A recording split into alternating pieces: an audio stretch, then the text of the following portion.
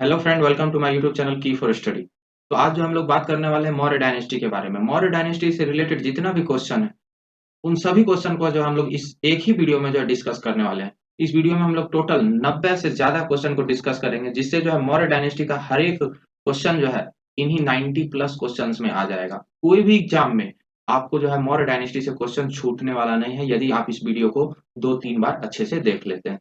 तो ज्यादा देर नहीं करते और चलिए स्टार्ट करते हैं। सबसे पहला क्वेश्चन है, चाणक्य का अन्य नाम क्या था? तो चाणक्य का अन्य नाम सभी लोग जानते हैं, विष्णुगुप्त भी था और कौटिल्य भी था। निम्नांकित में किसकी तुलना मैकियावेली के प्रिंस से की जाती है? तो कौटिल्य का जो अर्थशास्त्र है, कौटिल्य के द्वारा जो अर्थशास्त्र लिखा गया, उसकी तुलना जो है मैकियावेली के प्रिंस के साथ की जाती है। वह शासक कौन था जिसने राज्य सिंहासन पर बैठने के लिए अपने बड़े भाई सुसीम की हत्या कर दी थी? तो अशोक ने अपने बड़े भाई सुसीम की हत्या करके राज सिंहासन प्राप्त किया था।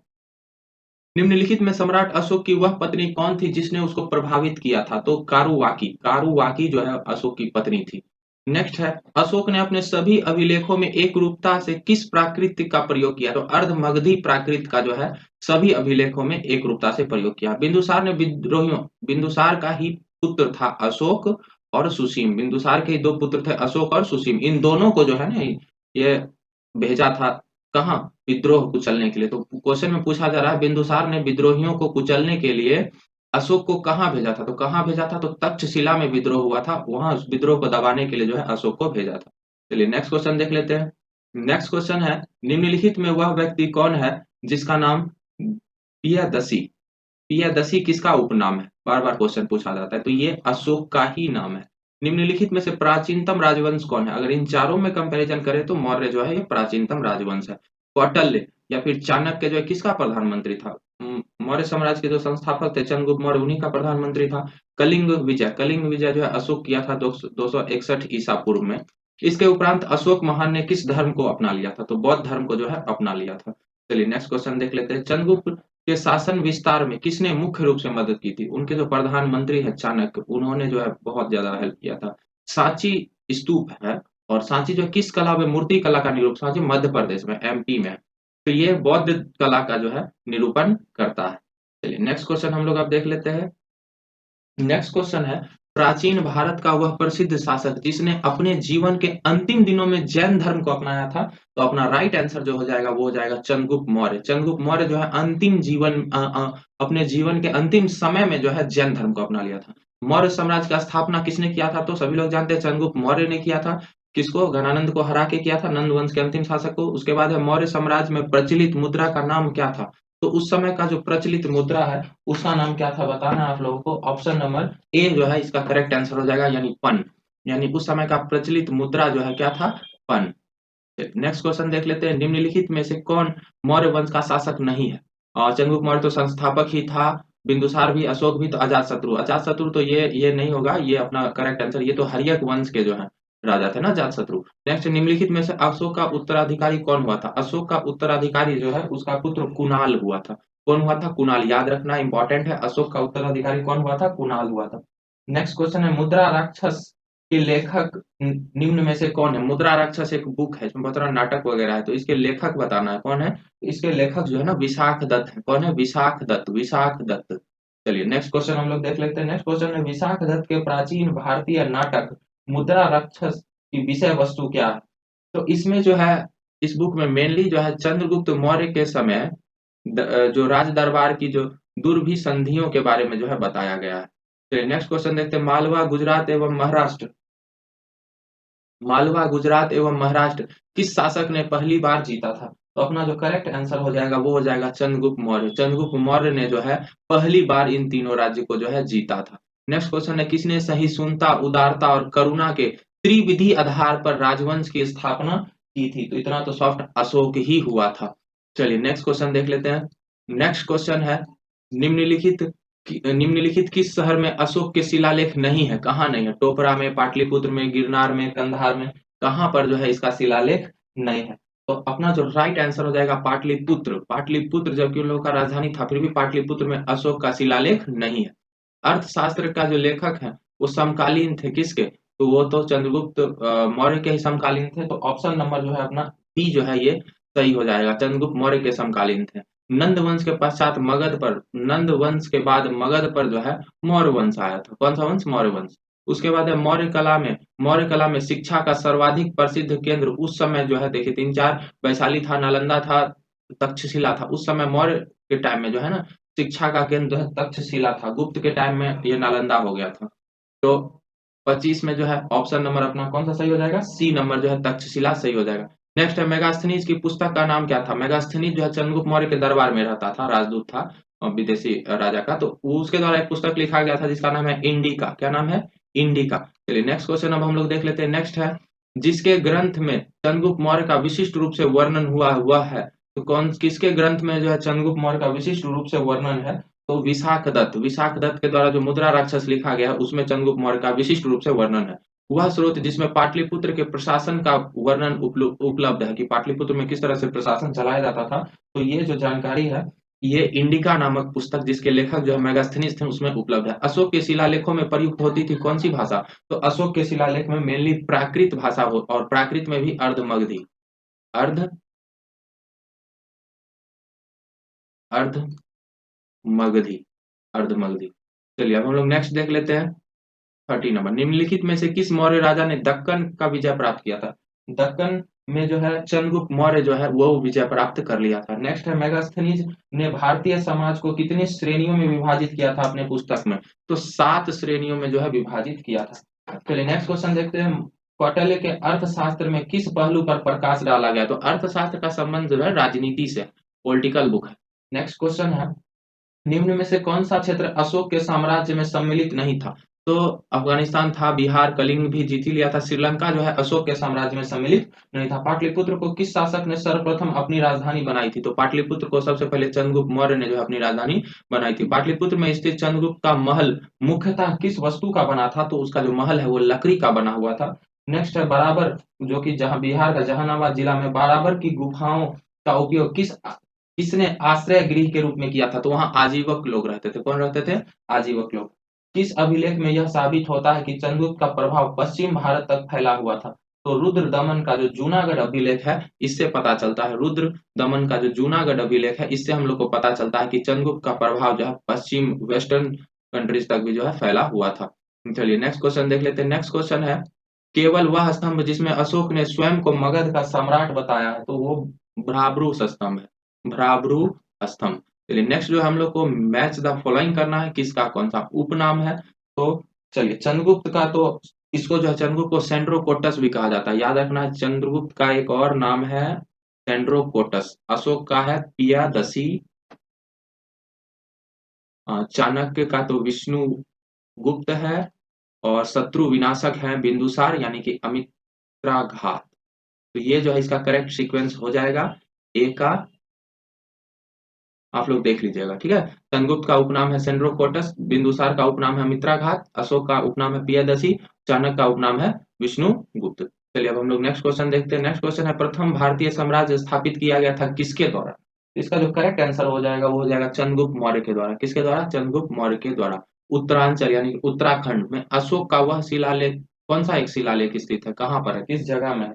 तो कालसी नामक जगह में जो है उत्तरांचल में एक अशोक का शिलालेख मिला है। सांची का स्तूप जो है किसने बनवाया था? तो सांची का स्तूप बौद्ध धर्म से संबंधित है मध्य प्रदेश में और इसको अशोक ने ही बनवाया था। अशोक। अच्छा अशोक के शिलालेखों को पढ़ने वाला प्रथम अंग्रेज कौन था? तो जेम्स प्रिंसेप जो है ये जेम्स प्रिंसेप ये जो है इसको जो है अशोक का शिलालेख सबसे पहले पढ़ने में इन्होंने ही सफलता पाई थी। फिर नेक्स्ट क्वेश्चन है कलिंग युद्ध के विजय तथा क्षत्रियों का वर्णन। कलिंग युद्ध का जो कलिंग में युद्ध हुआ था 261 ईसा पूर्व में उसका जो वर्णन है ये उसके अशोक के किस शिलालेख में किया गया? तो इसका जो 13वां जो शिलालेख था ना 13वां ऑप्शन नंबर डी हो जाएगा करेक्ट आंसर। 13वां शिलालेख जो था उसमें कलिंग विजय का जो है वर्णन किया गया। नेक्स्ट है प्रसिद्ध यूनानी राजदूत मेगास्थनीज भारत में किसके दरबार में आए थे? तो वो प्रथम मौर्य वंश का राजा जो है चंद्रगुप्त मौर्य उसके दरबार में आए थे। चंद्रगुप्त मौर्य ने सेल्यूकस निकेटर को जो है ना 305 ईसा पूर्व में हरा दिया था। 305 ईसा पूर्व में हरा दिया था। निम्नलिखित में कौन सा राज्य प्रायः जनता के संपर्क में रहता था? कौन सा राजा सॉरी राजा? तो अशोक है जो जनता के बहुत ज्यादा संपर्क में रहता था। करेक्ट आंसर अशोक हो जाएगा। अशोक ने 261 ईसा पूर्व में कलिंग को जीतने के बाद क्या किया? तो अशोक ने कलिंग को जीतने के बाद जो है भारी रक्तपात देकर युद्ध की नीति को सदा के लिए त्याग दिया था और यही मेन कारण था मौर्य वंश के डिक्लाइन का। 49 क्वेश्चन का था अशोक के अधिकांश अभिलेख किस भाषा व लिपि में। तो उसका प्राकृत और ब्राह्मी और भी भाषा में है, लेकिन मैक्सिमम उसका अभिलेख जो है प्राकृत भाषा में या ब्राह्मी भाषा में या लिपि में। किस ग्रंथ में चंद्रगुप्त मौर्य के लिए वृषल यानी कि निम्न कुल में उत्पन्न हुआ, या फिर इस शब्द का जो प्रयोग किया गया है तो किस ग्रंथ में किया गया है। तो अपना करेक्ट आंसर जो हो जाएगा मुद्रा राक्षस, जो कि विशाख दत्त के द्वारा लिखा गया, उसमें जो है चंद्रगुप्त मौर्य के लिए इस शब्द का प्रयोग किया गया है। मौर्य नरेश के बारे में निम्न में से कौन सा कथन सही है। उन्होंने विकास किया था, किस कला का विकास किया था। तो संस्कृति कला व साहित्य का, बिल्कुल सही है। सोने के सिक्के का, नहीं, उस समय सोने का सिक्का का कोई चर्चा नहीं। प्रांतीय विभाजन, बिल्कुल नहीं। उसके बाद नहीं, प्रांतीय विभाजन किया था, 5 गो प्रांत था। उसके बाद हिंद कुश तक साम्राज्य, बिल्कुल सही। तो ऑप्शन हो जाएगा 1, 3 और 4। तो 1, 3 और 4 जो है ऑप्शन नंबर डी हो जाएगा, यानी ये हो जाएगा करेक्ट। प्रांतीय विभाजन भी था, हिंद कुश तक साम्राज्य भी था। चलिए अब हम लोग नेक्स्ट क्वेश्चन देख लेते हैं। 52 क्वेश्चन जो है, अशोक ने कलिंग को मौर्य साम्राज्य में जोड़ लिया था और कलिंग दक्षिण भारत को आने वाले स्थलीय एवं समुद्री मार्गों को नियंत्रित करता था। तो 52 का जो करेक्ट आंसर हो जाएगा वो ए हो जाएगा, क्योंकि दोनों कथन सही है और वो व्याख्या भी सही कर रहा है।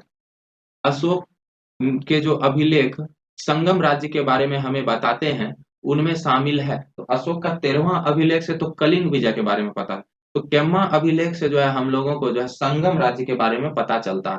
तो अपना जो आंसर हो जाएगा वो अपना आंसर हो जाएगा दूसरा एवं 13वां। दूसरा एवं 13वां का सी नंबर, दूसरा एवं 13वां जो है ये अपना करेक्ट आंसर हो जाएगा, संगम राज्य का पता चलता है। 54 है अशोक के राज्य आदेशों के अनुसार धार्मिक निष्ठा की अपेक्षा जनता के मध्य सामाजिक समरसता अधिक महत्वपूर्ण थी, और रीजन क्या दिया हुआ है कि उसने धर्म संवर्धन के स्थान पर समता के विचारों का प्रसार किया। तो दोनों कथन सही है और सही व्याख्या भी करता है। नेक्स्ट क्वेश्चन, निम्नलिखित में से किस राज्यादेश में अशोक के व्यक्तिगत नाम अशोक का उल्लेख किया गया। तो मॉस्की अभिलेख जो है, मॉस्की अभिलेख या गुर्जरा अभिलेख जो है, वहां उसमें अशोक का नाम हम लोग को अशोक मिलता है। चलिए नेक्स्ट क्वेश्चन देख लेते हैं। नेक्स्ट क्वेश्चन है, निम्नलिखित वक्तव्यों में से कौन सा एक वक्तव्य अशोक के प्रस्तर स्तंभ के बारे में गलत है। इन पर बढ़िया पॉलिश थी, बिल्कुल पॉलिश थी। ये अखंड है, बिल्कुल एक ही पूरा शेप होता था, एक ही सॉलिड। स्तंभ का शाफ्ट शुंडाकार है, ये भी सही है। ये स्थापत्य संरचना के भाग है, नहीं, ये स्थापत्य संरचना के भाग नहीं थे उनके स्तंभ। उसके बाद है श्रीनगर की स्थापना किस मौर्य शासक ने की थी। Very very important question. Srinagar का स्थापना अशोक ने किया था, याद रखना, श्रीनगर का स्थापना अशोक ने।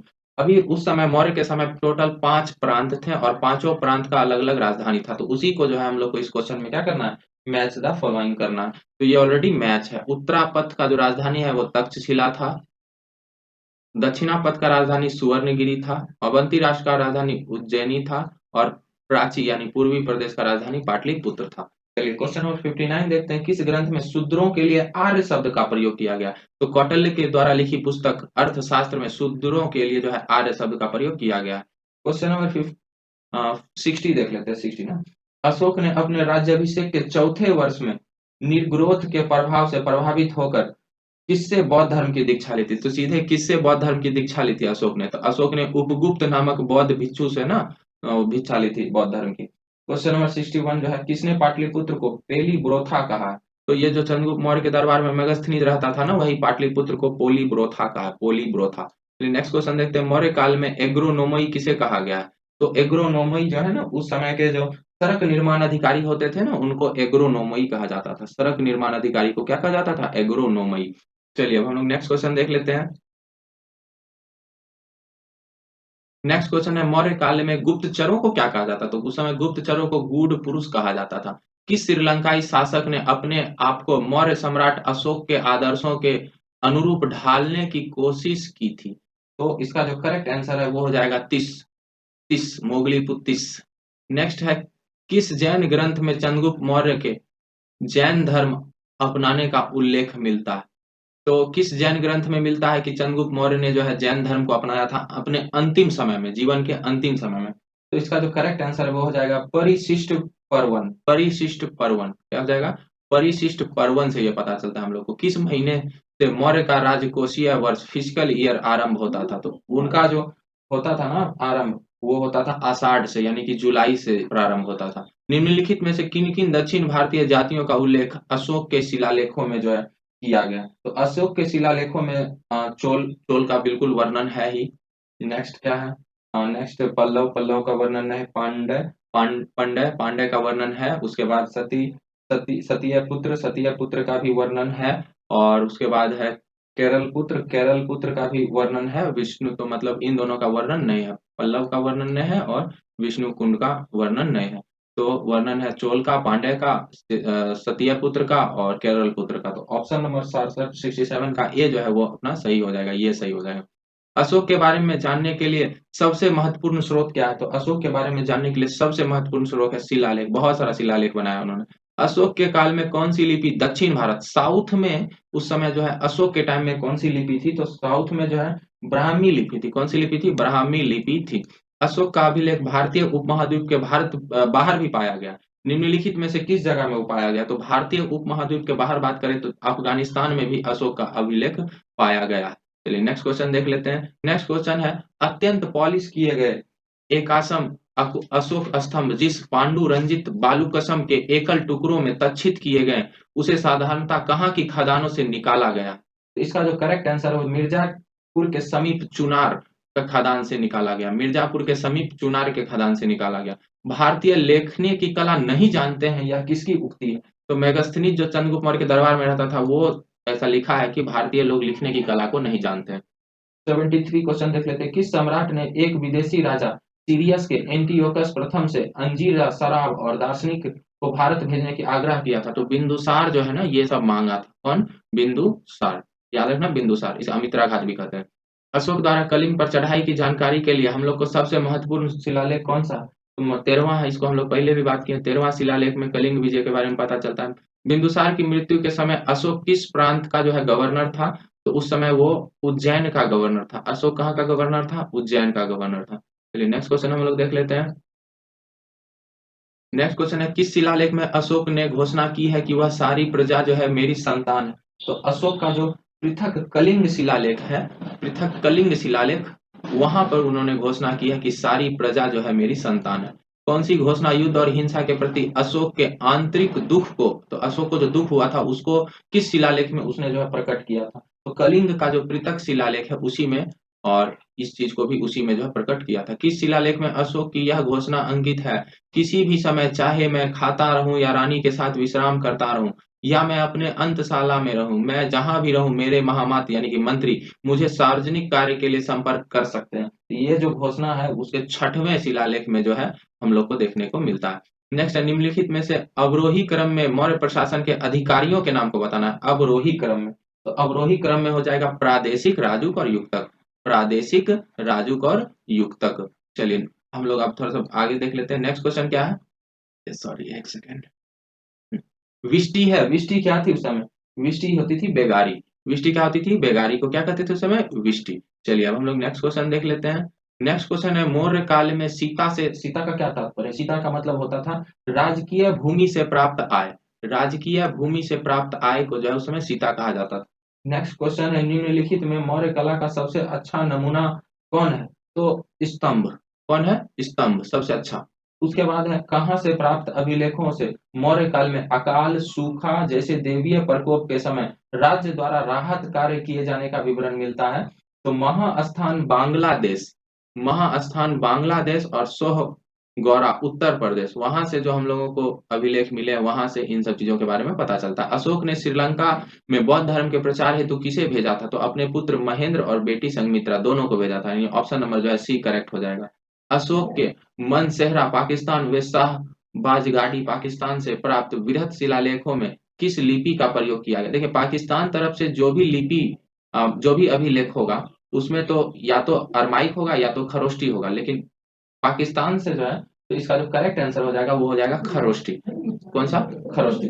चलिए नेक्स्ट क्वेश्चन हम लोग बात करते हैं 86। कहाँ से अशोक के द्विभाषीय ग्रीक और अरमाइक एक ही अभिलेख में दोनों भाषा, तो कंधार का जो अभिलेख है ना अफगानिस्तान में है एक्चुअली ये, तो वहां पे दोनों भाषा में ग्रीक मिला है, दोनों भाषा में अभिलेख मिला है। उसी में ग्रीक से भी लिखा है, अरमाइक से भी लिखा है। नेक्स्ट क्वेश्चन है, कौटिल्य द्वारा रचित अर्थशास्त्र में कितने चैप्टर्स हैं उसमें? तो 15 चैप्टर्स हैं टोटल। कितने चैप्टर्स हैं? 15। नेक्स्ट है अर्थशास्त्र में उल्लेखित सप्तांग में शामिल है, क्या शामिल है उसके सप्तांग में? राजा, क्षेत्र, प्रशासन एवं कोष। राजा, क्षेत्र, प्रशासन एवं कोष। राजा, क्षेत्र, प्रशासन एवं कोष। चलिए अब हम लोग एकदम पास में है, खत्म होने वाला हम लोग का क्वेश्चन। अशोक का समकालीन तुरमय कहाँ का? अशोक के समकालीन तुरमय जो है कहाँ का राजा था? तो तुरमय याद रखना मिस्र का राजा था। कहाँ का? मिस्र का। किसके शासन काल में डायमेकस भारत आया था? तो डायमेकस भी एक राजदूत था, ये बिंदुसार के शासन काल में भारत आया था। चंद्रगुप्त मौर्य के शासन काल में जो आया था वो मेगास्थनीज था, और अशोक के शासन काल में जो राजदूत आया था वो डायनीसियस था। निम्नलिखित अभिलेखों में से किसमें शासक अशोक का नामोल्लेख हुआ है? तो गुर्जरा का मौस्की अभिलेख जो है उसमें अशोक का नाम जो है हम लोग को अशोक प्राप्त होता है। ये टोटल 91 क्वेश्चन को जो अभी हम लोग डिस्कस किए हैं, वेरी वेरी इंपॉर्टेंट सभी क्वेश्चंस हैं एग्जाम्स के लिए। अगर इस टॉपिक से क्वेश्चन आएगा तो पक्का इन्हीं 91 क्वेश्चंस में से कोई होगा। तो अच्छे से 2-3 बार वीडियो देख लीजिए और पूरा अच्छा से रिवाइज हो जाएगा। अभी के लिए बस इतना ही, और अगर आप लोग को मेरा वीडियो अच्छा लगा तो जरूर लाइक कर दीजिए, और अगर मेरे चैनल पे नए हैं तो मेरे चैनल को सब्सक्राइब कर दीजिए, दोस्तों के साथ शेयर कर दीजिए। अभी के लिए बस इतना ही। Thank you.